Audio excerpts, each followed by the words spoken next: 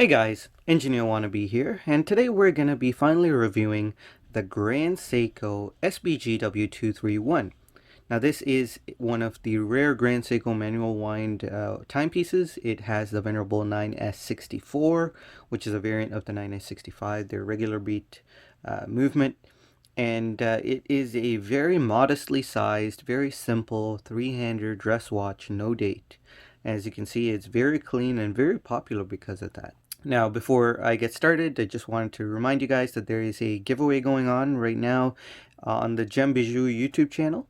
So if you guys want to go check that out, there's not a lot of people who have entered so far. It's the 100 subscriber celebration.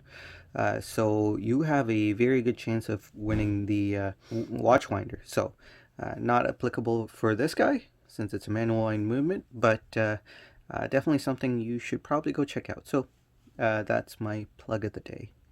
Anyway, guys, let's start with the dimensions on this. This is 37 millimeters in diameter. It is 12 millimeters thick. Lug to lug is 44 millimeters, and the lug width here is 19 millimeters.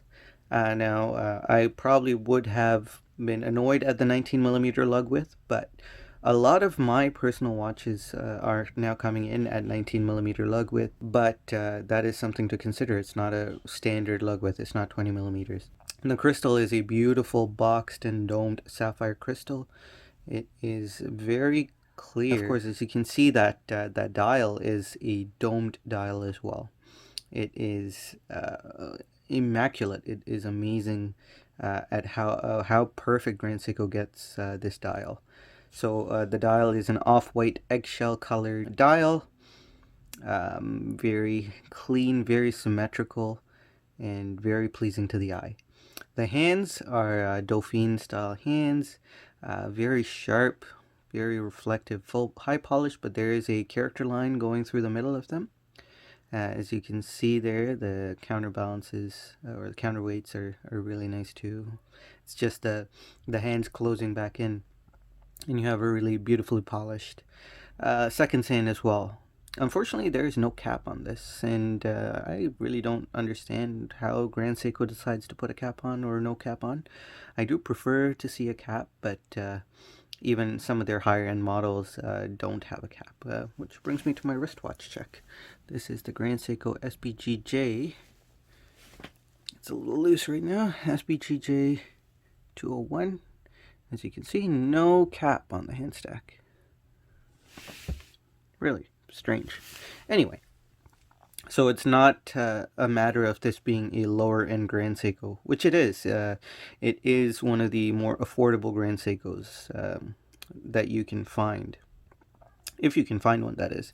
They are starting to get a bit more available in the market. I think the hype has kind of died down on this guy, so you should be able to snag one. The strap it comes in is a crocodile strap, I believe.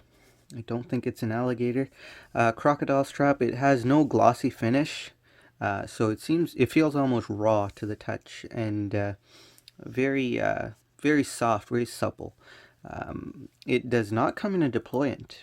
Most Grand Seikos on a strap come in a deployant, but this one just comes with a pin and buckle.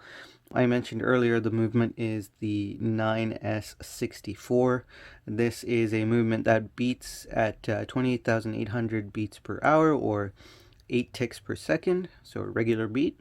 It has a 72 hour power reserve, which is really nice and very useful for those who have larger collections and rotate through watches. Unfortunately, there's no way for you to gauge the power reserve of this.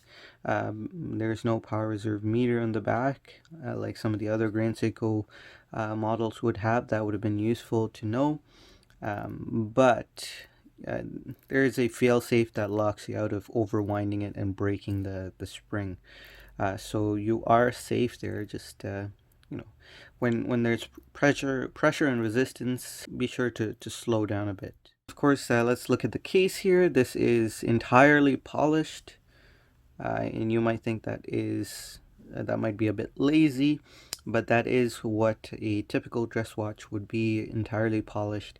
And this is absolutely not a lazy polishing job.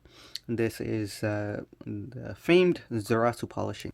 And you can see that there are bevels. So there are character lines here on the lugs. So there are bevels on the polished finish as well. It gets slightly more exaggerated as it reaches the end of the lug here. So very beautiful. The case is screwed on, and its water resistance is quite poor at 30 meters, or it basically is only splash resistant.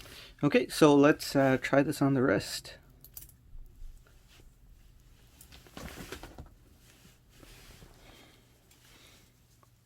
So as you can see, it's a very nice size for a modern day watch. I have a 6 1/4 inch wrist, somewhat oval. As you can see, I think I have to go to the one before the last hole on the strap. So someone with a smaller wrist could wear this as well without having to modify the strap. I do have a couple of complaints. I guess one major complaint is the fact that there's no color in this dial. That might be something very pleasing to a few of you, but I would have liked to see some kind of color. Usually Grand Seiko will heat blue or thermally blue the seconds hand, and it gives a little pop. On the SBGM221, another very popular Grand Seiko timepiece, it has a thermally blued GMT hand, and that really made that watch pop. The color was really nice. It would have been nice to see a thermally blued hand. And there is a model, the SBGW235, very similar to this. It comes on a bracelet, and it has a thermally blued seconds hand. So maybe that is something for you guys to look into, but that is even harder to come by. I have never seen that model in person. And that said, everything on this dial does exude quality. As you can see, the indices are beautifully faceted and polished, multiple different facets, so it catches the light really well. So you will be able to read this watch even in a darkly lit room, even though it does not have any luminous paint on it. You should be able to read this watch with a modest source of light. Well guys, that has been it for my review of the Grand Seiko SBGW231. Let me know if you have any questions in the comments. Alright guys, hope you enjoyed this video. Take care, stay safe out there, and I'll see you in the next one. Take care, bye.